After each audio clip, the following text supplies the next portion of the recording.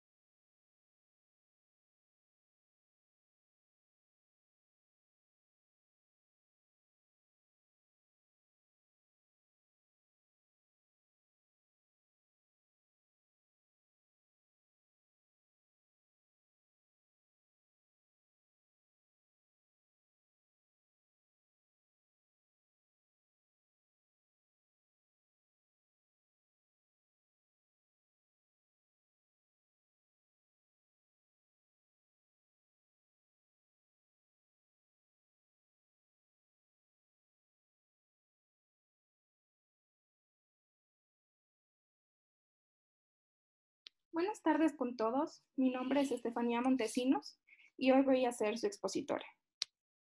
El día de hoy les traemos la introducción a la filogenia.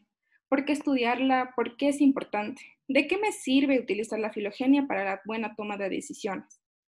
Partiendo desde lo básico, como su concepto y su fundamento, hasta las aplicaciones para poder dilucidar la historia evolutiva de los organismos que los conocemos hoy en día. Además, como ya nos mencionó Stephanie, esta es una charla introductoria a nuestro curso bayesiano. Este, como ya mencionaron, constará de varios temas profundos muy importantes como alineamientos múltiples, modelos de evolución, entre otros. También esta charla nos permite conocer acerca del taller práctico que tendrá nuestro curso.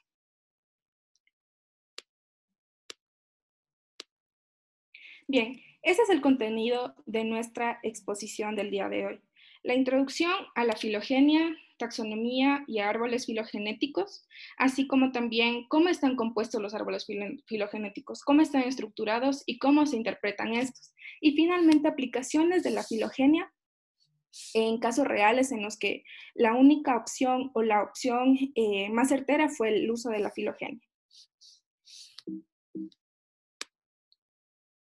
Bien, desde Charles Darwin, el anhelo de muchos biólogos ha sido dilucidar la historia evolutiva de todos los organismos que existen en la Tierra, reconstruir esta historia y expresarla en un método que sea comprensible para todos los que lo leen. Y la mejor opción para ellos fue ponerlos a interpretarlos como árboles filogenéticos. Todo esto fue con el fin de observar ¿Cuáles son los ancestros en común? ¿Cuáles son los ancestros que se comparten cada uno de los organismos que se estudian? ¿Y cuáles son los organismos que se están relacionando con el organismo en cuestión? ¿Y por qué existe tanta variedad de organismos en nuestro planeta? Pero partamos de la idea principal. ¿Qué es la filogenia? Bueno, la filogenia es la ciencia que estudia las distancias evolutivas o relaciones evolutivas como una forma de clasificar organismos mediante la utilización de la taxonomía. Y la taxonomía es la ciencia que nombra, es la ciencia que agrupa organismos en taxones o conocidos como los grupos, de acuerdo a las similitudes tanto de distancias evolutivas o relaciones evolutivas como similitudes biológicas. Como pueden ver en la siguiente imagen, se observa el árbol de la vida. El árbol de la vida es un árbol filogenético en el cual, como pueden observar, provienen de un ancestro en común. Este, como pueden ver, se bifurca en dos ramas, y estas ramas son las que generan a los organismos que conocemos hoy en día. Pero entonces, ¿por qué es importante este árbol? ¿Por qué clasificarlo? Es importante para poder describir las relaciones de un organismo, cómo este organismo evolucionó, cómo fue que el medio ambiente actuó o influyó sobre el organismo para que tome el rango evolutivo que tiene hoy en día, o con qué especie está estrechamente relacionado, y así entre otros parámetros y en otras interrogantes que todos los biólogos o la mayoría de los biólogos nos hacemos. Y también explicar por qué existe tanta diversidad de vida aquí en la Tierra, y si existe tanta diversidad para que exista tanta evolución, ¿cuáles son los mecanismos que nos están rigiendo?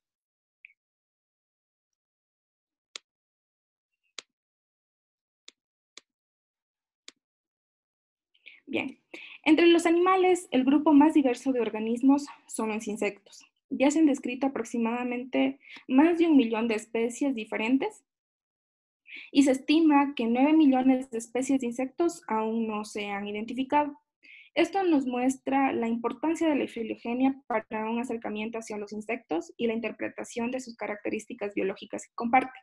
Es decir, cuál es el ancestro que comparten cada uno de ellos, por qué son tan similares y tan diferentes a la vez. Es decir, quiere dilucidar las similitudes y las diferencias básicas de cada uno de estos organismos que permitió que se los agrupe en diferentes taxones. Sin embargo, la filogenia tiene una limitación, y es que proporciona la información sobre la ascendencia compartida, es decir, de qué ancestro común cuál es su ancestro en común y de que ellos partieron. Sin embargo, para que exista una mejor agrupación de cada uno de los organismos, se necesitan estudios morfológicos, genéticos, fisiológicos, entre otros, para dar un agrupamiento certero. Bueno, aquí vemos los dos tipos de árbol filogenético que existen. El primero es el árbol enraizado, en el cual, como pueden observar, tiene una base que es el ancestro en común. Este ancestro en común es el que se bifurcó y, como ya les había mencionado, fue el que generó todos estos. Por eso es enraizado, porque viene de un solo organismo que fue el que evolucionó hacia las diferentes especies. En cambio, en el no enraizado no tiene un ancestro en común. Más bien, este tipo de árbol filogenético muestra las relaciones que tienen entre todos los organismos, cómo estos conjuntamente coevolucionaron. Para poder entender de manera correcta el árbol filogenético, se debe uno saber interpretarlo y leerlo. Para esto he puesto esta imagen para poder entender cuáles son las ramas de un árbol filogenético. Aquí, en la raíz, sería el ancestro del que provinieron todos los organismos que se encuentran en esta zona. Una rama o un linaje, como se lo conoce comúnmente, que evolucionó temprano desde la raíz, es decir, que se mantiene constante durante todo el proceso de evolución y que mantiene las mismas características de su ancestro y que no se ramificó, se conoce como taxón basal. En esta zona de acá, Cuando existen dos linajes que provienen del mismo punto de ramificación, se conocen como taxones hermanos. Y en este caso de acá, cuando existen de la misma ramificación, salen dos o más organismos, se lo conoce como politomía. Esto es importante porque sirve para interpretar cuando los científicos aún no han podido determinar todas las relaciones evolutivas que tienen todos estos organismos. Por lo ende, no se sabe cuáles son las distancias evolutivas que cada uno de ellos tiene. Además, ya se conoce que provienen de un mismo ancestro porque de ese mismo ancestro empiezan las ramificaciones. Entonces, es importante tomar en cuenta que los taxones o la politomía comparten un ancestro, no significa que los grupos de organismos o se separen o evolucionen unos de otros. Simplemente coevolucionaron, como les mencioné. Existen dos grupos extensos de análisis para la generación de árboles filogenéticos. Existen los métodos fenéticos y los métodos cladísticos. El método fenético, o también conocido como taxonomía numérica, utiliza varias medidas de similitud general para la clasificación de las especies. Estas pueden usar un número o un tipo de caracteres y estos posteriormente van a generar un valor numérico. Pero hablemos en términos más simples de comprensión acerca de cuáles son estos valores numéricos que se cambian, cuáles son esas variables. Este utiliza un número de cambios por sitio de secuencia, es decir, mutaciones puntuales, motifs, en taxones de un ancestro en común, es decir, en grupos de un ancestro que han venido evolucionando. Se compara a todos los personajes y luego se calculan cuáles son las similitudes para la generación de este árbol.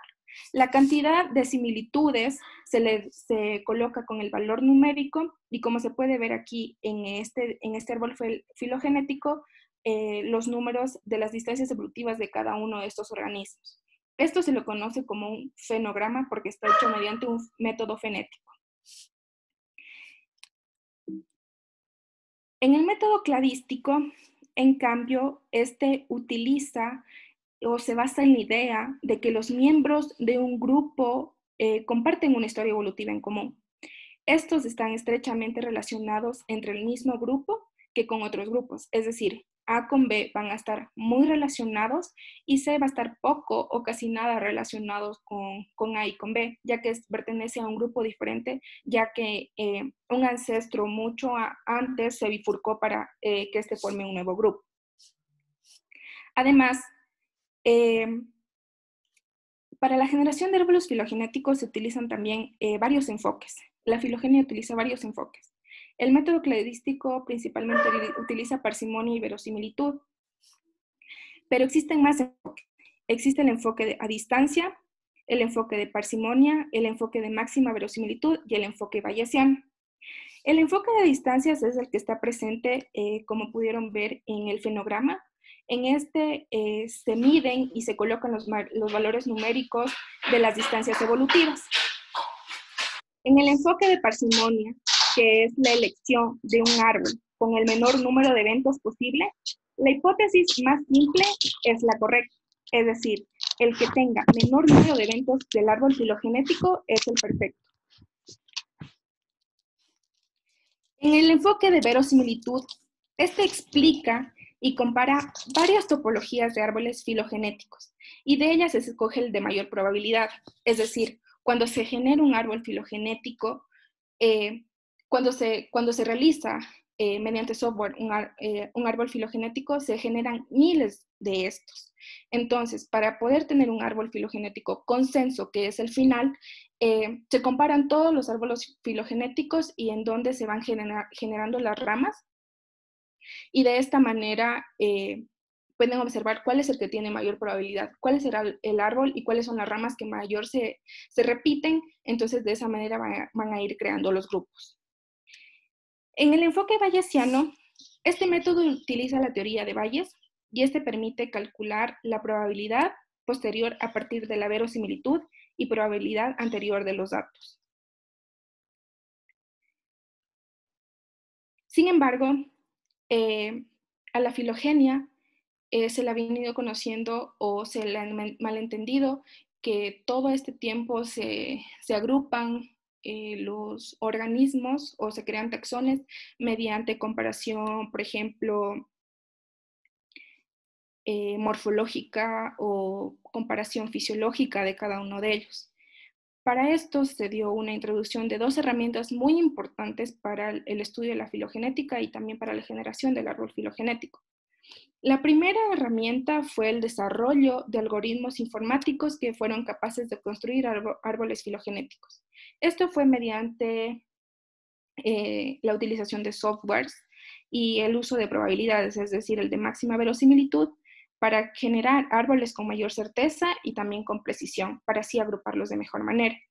Y la segunda herramienta es el uso de datos de secuencias moleculares para el estudio filogenético. Entonces, en este caso se utilizan las variaciones puntuales en las secuencias de cada uno de los organismos y esto se los va a agrupar de acuerdo al mayor número de cambios que existen.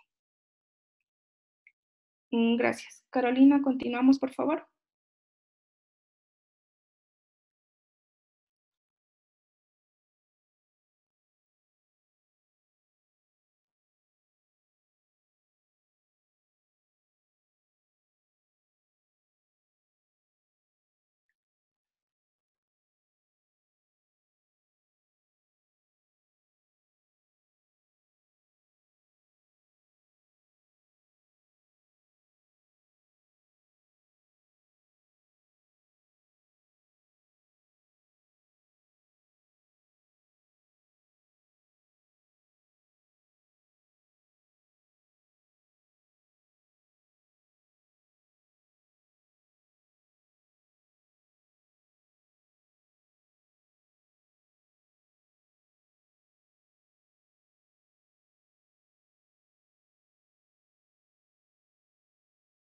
¿Aló?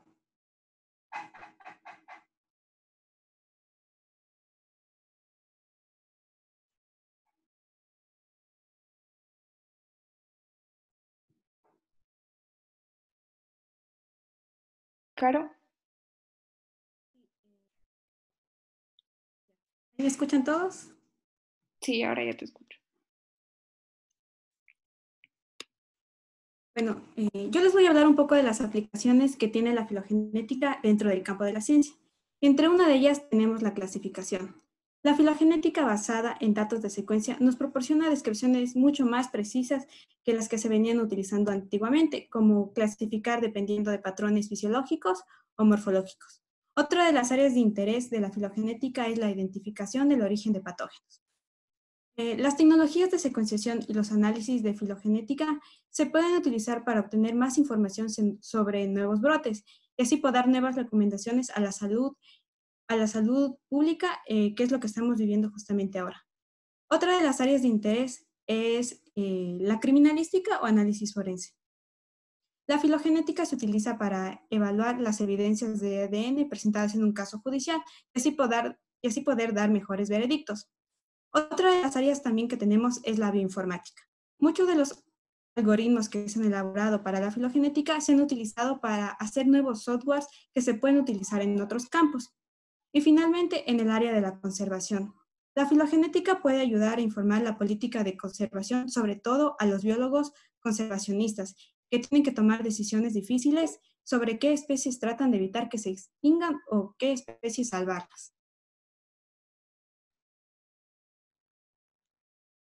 Entonces, ¿qué es lo que se espera a futuro? Que las nuevas tecnologías de secuenciación mucho más modernas se puedan llevar a campo y así poder secuenciar especies de interés in situ. Pero para esto es necesario tener un criterio de análisis filogenético para poder dar significado biológico a nuestros datos.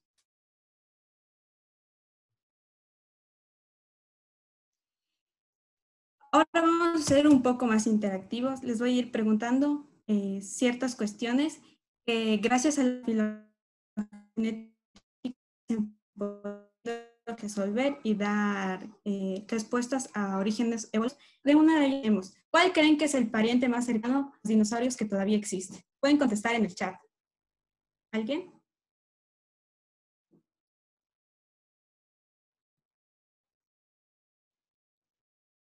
Bueno, el pariente más cercano de los dinosaurios es la gallina. ¿Por qué? Gracias a estudios moleculares se determinaron que el colágeno de los dinosaurios de hace 70 millones de años están estrechamente relacionados con el colágeno de los huesos de las gallinas. Y entonces así se pudo concluir que el pariente más cercano de los dinosaurios es la gallina y no como se sugería antes que eran los cocodrilos o los lagartos. Aquí podemos ver el árbol evolutivo de las gallinas directamente a los dinosaurios. Otra pregunta que les tengo, ¿ustedes creen que los osos pandas son osos o no son osos?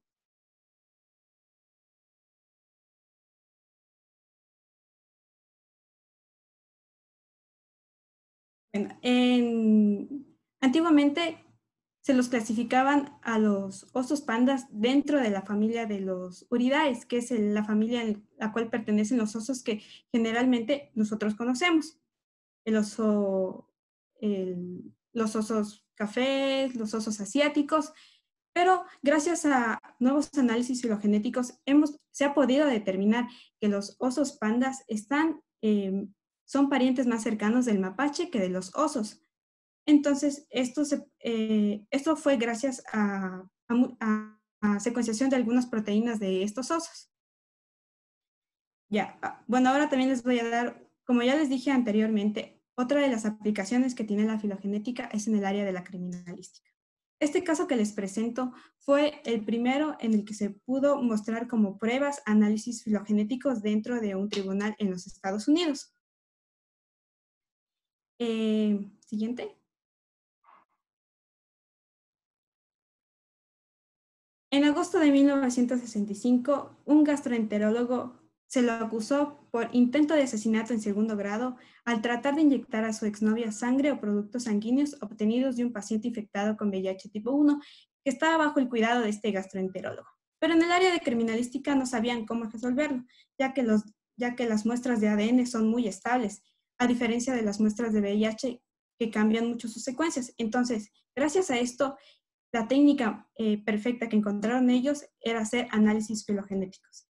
En las evidencias que se mostraron, como ya les comenté, se presentaron estos análisis filogenéticos de las secuencias de VIH, exactamente secuencias de 2 tipos de proteínas virales, que fueron aisladas de la víctima, del paciente y tomaron una muestra control, que fue la muestra de población local de los individuos de VIH. Como resultado se mostraron 2 árboles filogenéticos. Como observamos aquí en el segundo árbol, las secuencias de la víctima estaban dentro del paciente, lo que se pudo concluir que la cepa viral de la víctima era igual a la del paciente. Y gracias a estos estudios filogenéticos se pudo hacer justicia y este gastroenterólogo fue acusado por el delito de asesinato en segundo grado. Gracias a este estudio se formó un precedente, ya que muchos casos asociados a VIH se pudieron verificar gracias a pruebas de análisis filogenéticos. Y entre uno de ellos tenemos el famoso caso del dentista de Florida que contagió a 6 de sus pacientes con VIH. Otro caso fue el del abusador sexual sueco que, bueno, abusó de muchas niñas. Y sobre todo, otro caso también fue el del cirujano francés, que fue contagiado de VIH por uno de sus pacientes. En todos estos casos se presentaron como pruebas análisis filogenéticos. También les vamos a presentar otro caso, como ya les mencioné al inicio, la filogenética también participa en el área de determinar cuál es el origen de agentes patógenos. En este caso, se trata de determinar cuál es el hospedero intermediario que puede causar este virus nuevo, el SARS-CoV-2. Entonces, como una breve introducción, tenemos que el virus del SARS-CoV-2 ya ha infectado a más de 5,4 millones y ha causado más de 350,000 muertes. Las vías de transmisión de esta familia de los coronavirus es originaria en los murciélagos. Pero en el caso del MERS, el hospedero intermediario es el camello y posteriormente infecta a los humanos. Y en el caso del SARS, el hospedero intermediario son las civetas. Pero ¿por qué se le adjudicó que el pangolín era el hospedero intermediario de este virus? En una conferencia, estos dos científicos chinos, Zheng Yonghu y Xie Lu, demostraron que el genoma viral del pangolín era casi el 99% similar al de este coronavirus nuevo, para lo cual demostraron que en más de 100 muestras metagenómicas se demostró que la tasa positiva de coronavirus beta en pangolinis era del 70% y que la secuencia del genoma de una cepa de virus aislada era el 99% similar a este SARS-CoV-2. Aquí podemos ver el árbol que generaron usando inferencia bayesiana. Se identificaron 8 grupos filogenéticos con distancias evolutivas entre el 0,98 y el 1%. Los puntos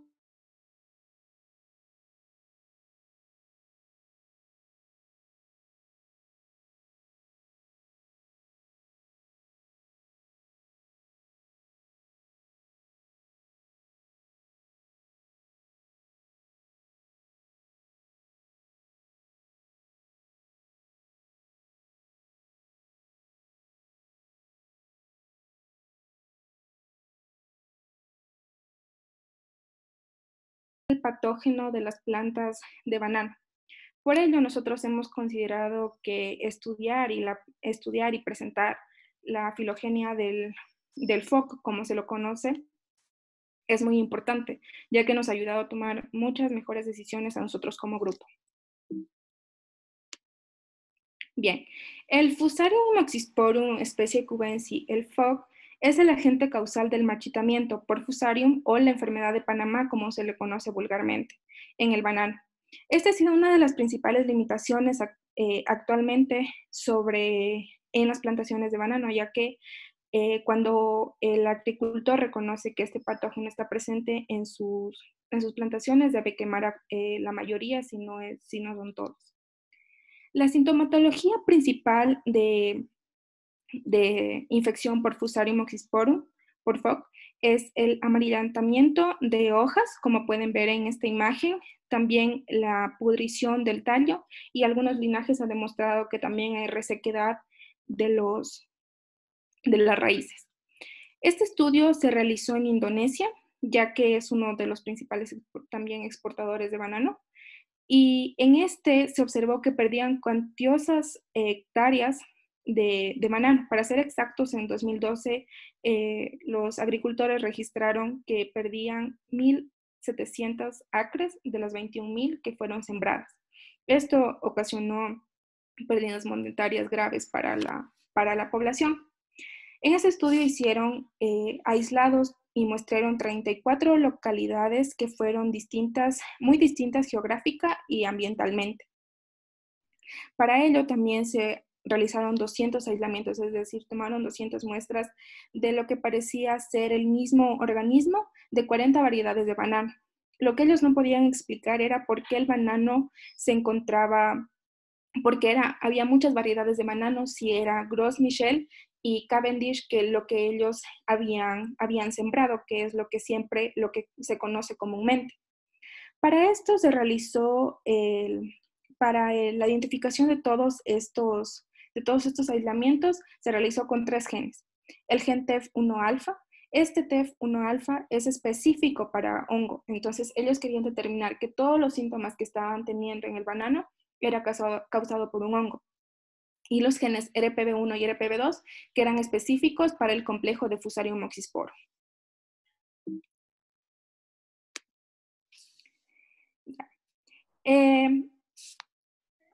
Se registraron aproximadamente 180 aislamientos de Fusarium moxisporum cubensi, lo que determinaba que la mayoría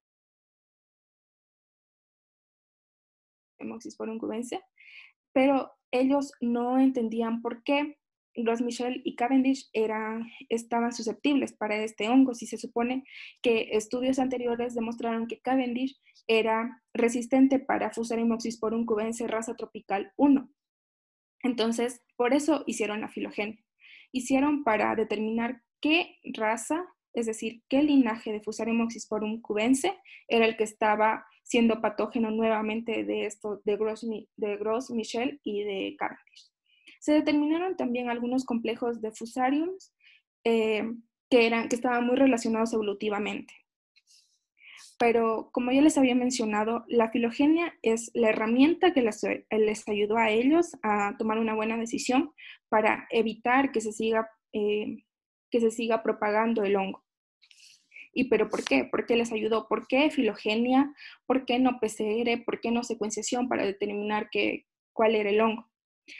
Al tener una idea clara de cuál fue el grupo al que pertenece este organismo, ellos pudieron determinar cuáles son los organismos semejantes y de esta manera ver qué tan evolutivamente, cuál es el rango evolutivo de ese organismo. De esa manera, pudieron atacar por ese lado, es decir, ver si tenía resistencia a antifúngicos, si tenía un perfil de patogenicidad bajo, si tenía mayor infectabilidad, etc. Entonces, eso fueron lo que determinaron. Entonces, mediante filogenia, lo que determinaron es si tenía un gen de resistencia antifúngico, por ejemplo, realizaron perfiles de patogenicidad. Al momento de realizar el perfil de patogenicidad, lo que hicieron fue infectar plantas de tipo Gros Michel y Cavendish, que eran las plantas de banano que tenían en ese entonces, y observaron que hubo un 65% de patogenicidad y que fueron diagnosticados como FOC raza tropical 4. Entonces era FOC TR4, ya no era FOC TR1. Entonces, esto demostró que contenían mal de Panamá. Pero el estudio filogenético demostró que era originario de Indonesia. Entonces, lo que les permitió esto es ver el mal funcionamiento que han venido teniendo las empresas de Indonesia, ya que tenían, por ejemplo, mala cuarentena para la exportación de sus plantas o de sus productos, mal manejo de instrumentos de siembra, de los trabajadores y desinformación que muchos de ellos poseen. Ya.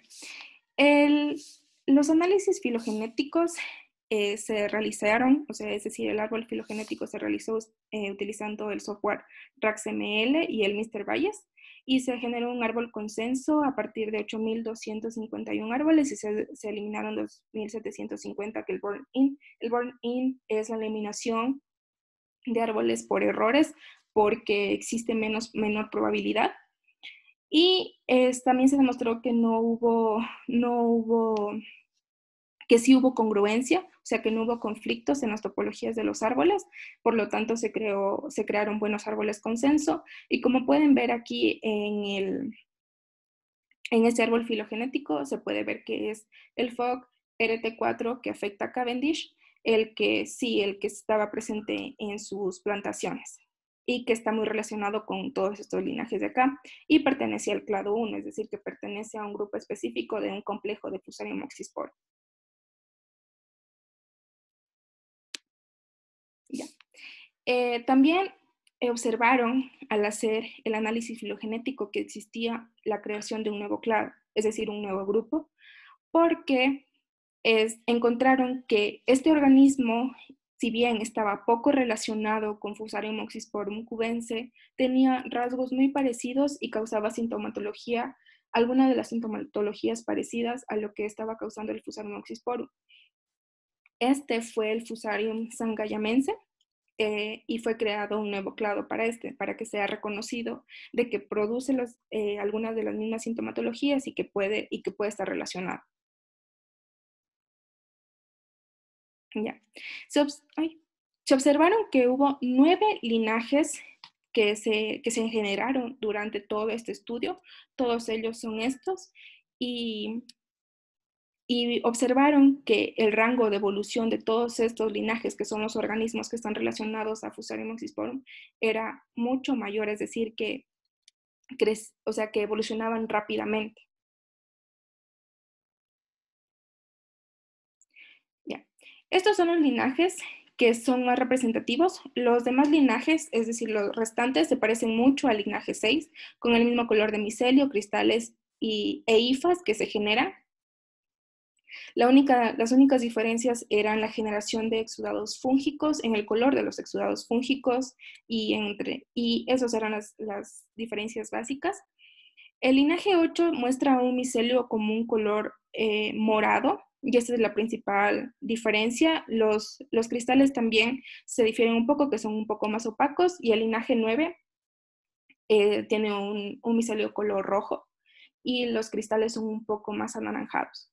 Entonces, para que ellos nos muestran cuáles son las diferencias de los linajes, las diferencias morfológicas de los linajes, es para cuando se haga el diagnóstico se tenga en cuenta que no solo Fusarium oxysporum es el que está causando toda la sintomatología, es decir, que pueden estar actuando también estos linajes de aquí, y mediante una prueba rápida que es un cultivo, se puede determinar que son los linajes de Fusarium oxysporum.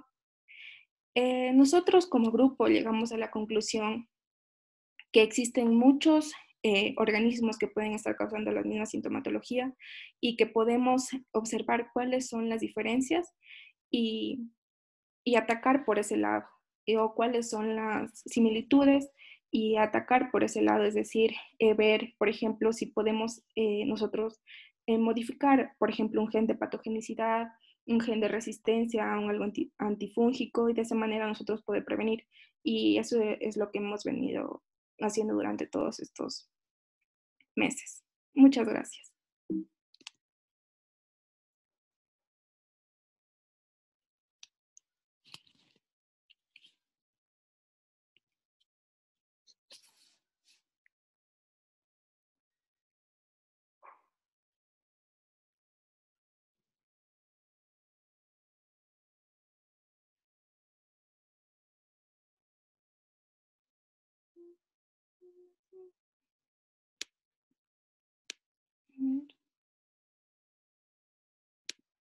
¿Ya ahí puedes?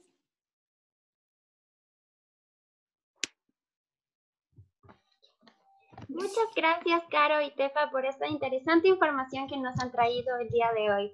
A continuación, daremos paso a las preguntas. La primera pregunta es, ¿podrían repetir de dónde provienen los valores de un fenograma? Claro, muchas gracias por tu pregunta. Y los árboles filogenéticos mediante un método fenético se realizan mediante la recopilación de datos, pero estos datos tienen que transformarse a valores numéricos.